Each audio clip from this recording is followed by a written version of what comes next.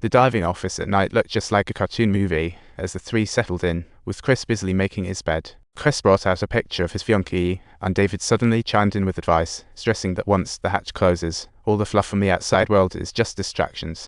Although David sounded like he was reciting game rules, the core principle every diver must remember is any distractions could lead to big hollow. That night, the boat arrived at the Huntington Youtian work area, 127 nautical miles east of Aberdeen, and the weather was absolutely dreadful. After starting the positioning system, Craig told Tima to prepare for their first dive as Chris and David suited up like two dressing penguins. Each move, trained countless times, becomes muscle memory as they enter the chamber via the diving transition pod. Chris took a deep, nervous breath. Although he had dived before, each descent was a new challenge, like competing in the mini-Olympics. Descend 8 in water through ancient seas. Pressure outside rose like an alarm clock. The metal structure creaked ominously, and Craig's voice crackled through the comms, announcing they were sinking to a depth of 200 feet, then 300 feet. Craig said, "The door's open forever." David opened the hatch. Icy water rushed in like an intruder. Subtitles. He expertly put on his helmet, adjusted the gas supply, and slid like a fish into the dark sea, with Chris following. Subtitles. Everyone relaxed to steady breaths. Chris nodded, took a deep breath, and dove into the cold water, embraced like an old friend. He quickly felt the life support system kicking in with much needed warmth as Chris adjusted his breathing rhythm, experiencing the deep sea pressure and chunk. Here, no sunlight, only absolute focus ensures survival. Helmet's light illuminates limited water visibility.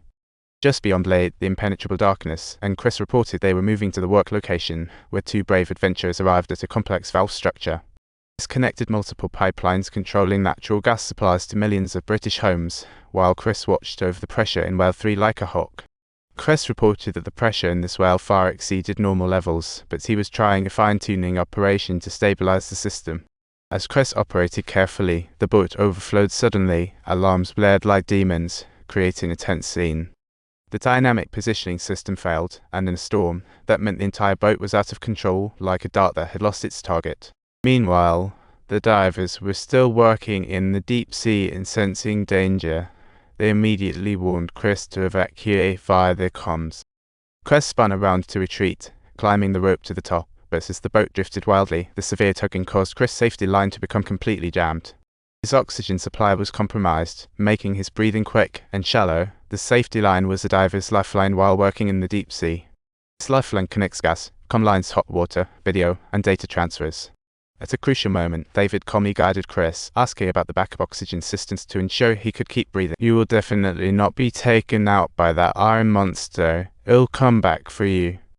But you've got to give me something to work with. You have to get yourself back. I can't rescue you if I can't find you. Got it?"